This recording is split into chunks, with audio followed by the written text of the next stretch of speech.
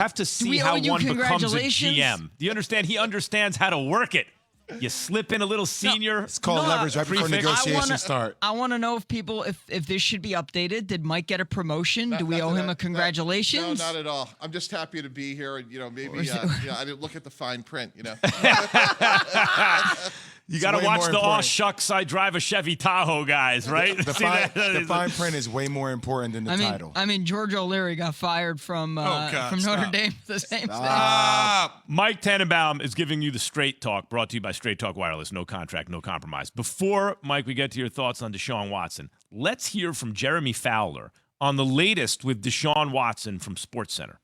With Carolina, things have changed after that ugly loss to the New York Giants. I checked with multiple sources who acknowledge that things could heat up for Watson, largely because they need a franchise quarterback. And right now, the feeling is they might not have one. Now, Carolina was heavily involved in Watson's sweepstakes back in, February, March time before the sexual assault allegations. I was told they were willing to outbid just about anybody at that time, so that's important to keep in mind. Now, Miami, their talks could intensify because the feeling around the league is that they didn't want to bid against themselves originally. But now, if Carolina or other teams are involved, they might not have to. Sitting at 1-6, though, still unclear how far they want to go to the finish line here. But I was told directly from a source, Deshaun Watson is willing to consider multiple options here. It is not Miami or bust. That was Jeremy Fowler, apparently our senior NFL reporter. No, just an NFL. Our NFL reporter. Mike, what's your thoughts on what's going on with Deshaun Watson? Yeah, and I'll start by telling you guys a story. When I was at the Jets, we wanted to trade for Brett Favre. Brett Favre was going to leave Green Bay. Everybody knew it. And he said, I want to go to Tampa Bay, Tampa Bay, Tampa Bay. I'm from Mississippi. Ironically, I want to go play for John Gruden. Gruden was on the staff at Green Bay. That's the only place I want to go. And Green Bay said, you're either going to the AFC or you're going to retire because we are not going to trade you within the conference. It was only because of Green Bay's stance that we had a chance to recruit Brett, get him to the Jets. So all my point is, guys, is this. It's a really weird dynamic because Houston may say, hey, you know what, Deshaun, it's ended here. We get that, but we're not trading you the AFC. We're just not going to do it. So you're going to either retire or you're going to go to the NFC. And you could talk to any team you want in the NFC, but there is no option in the AFC. Now, he may say, guess what? I only want to play for Miami. And that's why this is a very unusual dynamic because now there's like 3 different parties involved. I just know from my own history, guys, at the Jets, we benefited from it because if Green Bay had said you could go any place you want, Brett Favre would never have taken our call. Yeah, most of the time when coaches or decision makers are making decisions, you don't trade from within your conference or your division if you think the guy is good. You don't do it. You don't. Why would I trade Deshaun Watson to Miami and I've got to face him or he has some sort of repercussions on where our season is going to be because he plays a team that we might need to lose or win, and he's playing for them to get us in the playoff. So you just don't do it. When I was traded from the Jets, every team was in the NFC. They weren't going to move me in the AFC because they knew I was going to come back to hunt them. You know what I was going to ask you, Mike? It depends on the question on Douglas. how risk averse are you? Because I've been sitting here thinking about if I were on the opposite end of this and I had a chance to get Deshaun Watson, and depending upon, let's say if I am Miami, what I have to give up in Tua, not knowing what the end result is going to be can leave me in a very precarious situation. Like, would you want to put your franchise in that type of purgatory? Jay, well, it's a great point. And that's why if I was the receiving team here, I would want to have massive conditions, based on how much he played is how much we'll give up. We've seen that in the Carson Wentz trade, obviously for completely different reasons, but Philly and Indy landed in a spot where both sides feel protected. So Jay, well, I think it's a great point. And without question, I would be saying, hey, if we're going to get a great talent like Deshaun Watson with so many questions, we need to protect ourselves. I'm trying to think. Because, Key, you bring up you don't trade in the division. Certainly not in the division, but not even in the conference if you think the guy is good. That's why, like, Orlando Brown Jr., I thought he's like a really good tackle. The Ravens are trading him to the Chiefs of all teams. Maybe that's a Trojan horse. Like, this guy is not what he was a couple years ago. Like, and he's not playing well at the moment, right? They didn't feel that way. They didn't feel that way about Brown at the Ravens. That's why they did. Right. So there you go. And they got a first-round pick for him. I'm thinking about NFL history. Has there ever been a player in his prime Now, we know there are off-the-field issues. Who's been moved from one team to another at the apex of his power?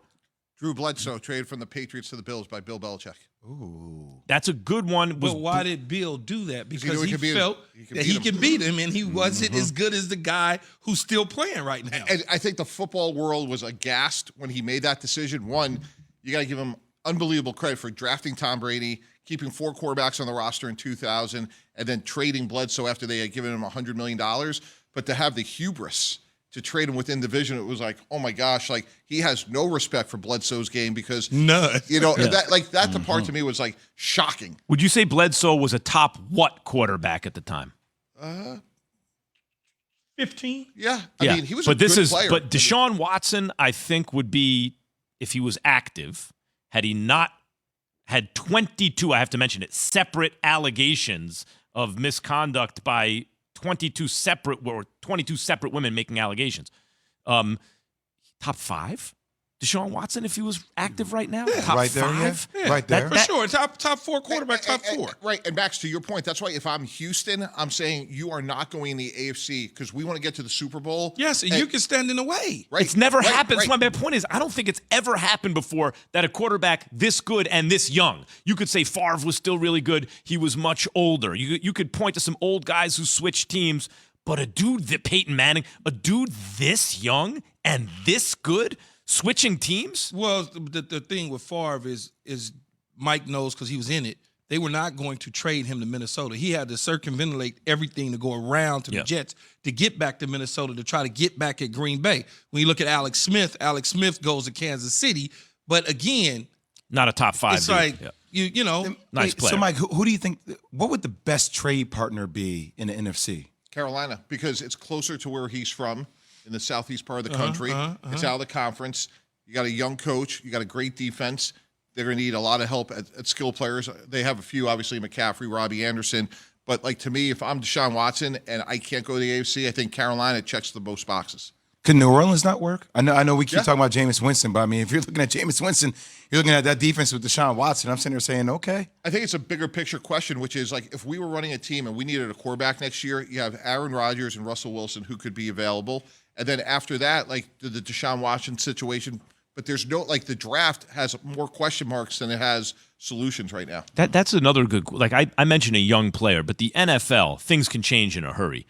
So is the fact that he's so young and a team, if he gets back on the field and answers for these allegations and it turns out that he's back on the field in some kind of short order and people in that franchise don't have a moral or ethical, objection to the point where they won't make a move for him, does his age factor into your thinking? Or if Aaron Rodgers is available or someone like that, you're like, you know what? I think Aaron Rodgers is even better. Maybe he can have another 3 or 4 years. I don't care so much about how old he is.